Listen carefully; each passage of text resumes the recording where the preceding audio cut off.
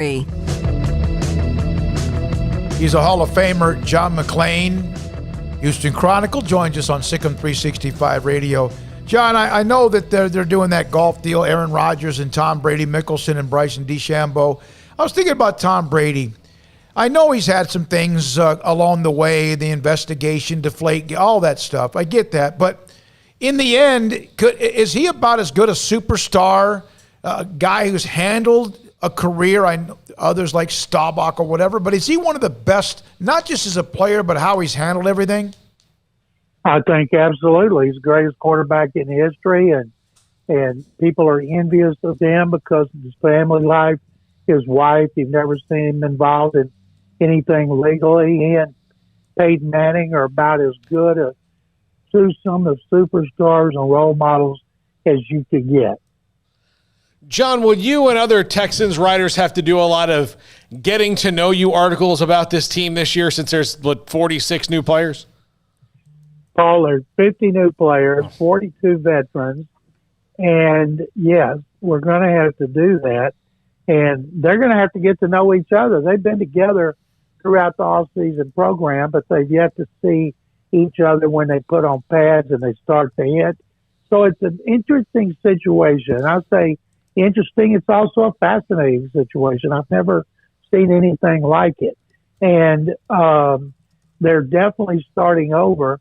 And because they didn't have a lot of salary cap money, and that first or second round pick, the new general manager, Nick Caserio, chose to go after veterans, but all on 1 and 2 year contracts, except for a punter, Cam Johnston from Philadelphia, who he gave a 3-year deal to. So the idea was to bring in some guys who he thought were good and then got hurt last year. Or like Malik Collins of the Cowboys. He's pretty good. Then he left and he was not good. Guys that at some point had showed they could be productive.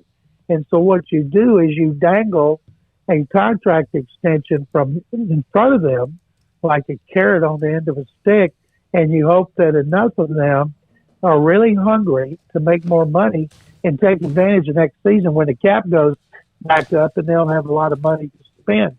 So it's an interesting theory that they've devised and the way they've gone about it. And the quarterbacks, first time since their expansion year in 2002, they've had all new quarterbacks. And I can't remember if I talked to you guys about this last week, but the thing I'm most interested in about camp and preseason games, how do they divvy up the snaps with 3 quarterbacks? You have a veteran, Rod Taylor, who has to have enough to build a rapport with his new teammates and be ready for the opener against Jacksonville. You have a backup, Jeff Driscoll, 15 and 6 years.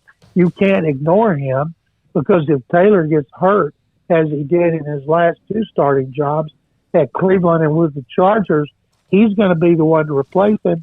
And Davis Mills, a 3rd-round pick, top draft choice from Stanford, that's the one people are the most excited about.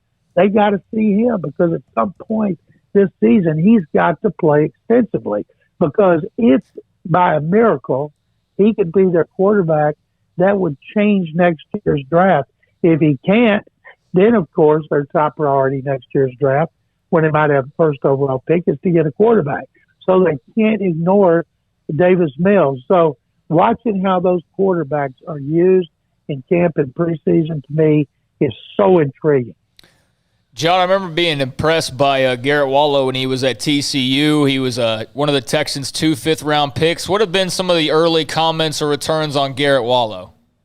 Some wondered if maybe he would move to strong safety because he's undersized. The linebackers coach said absolutely not. That would be Miles Smith, Lovie Smith's son.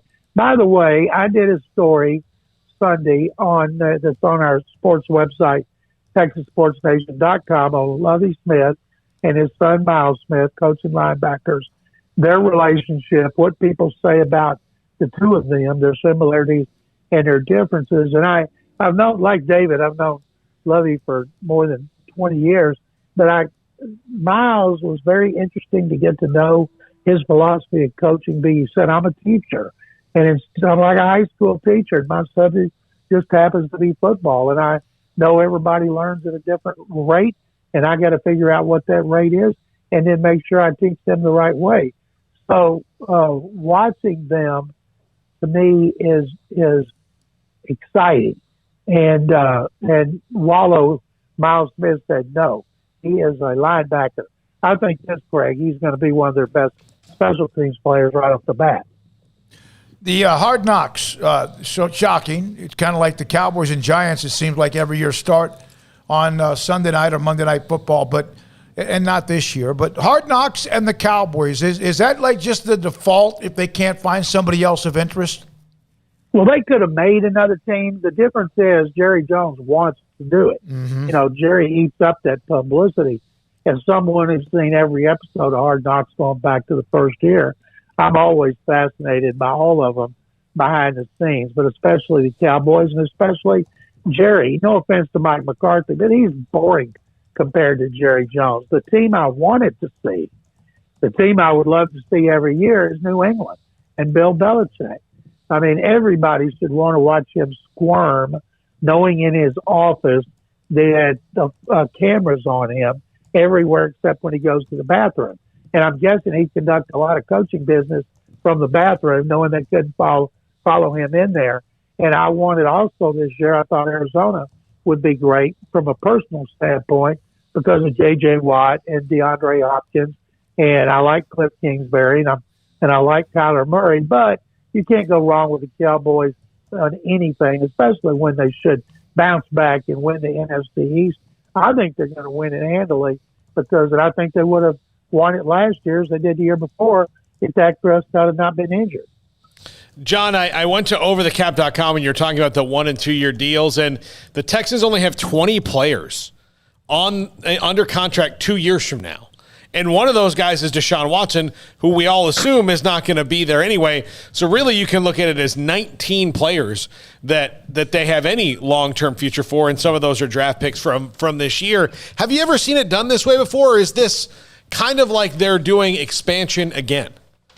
Yeah, I have not. And now I asked one of my co-hosts on one of my shows here on the Texans flagship, Seth Payne, played nose tackle for 10 years.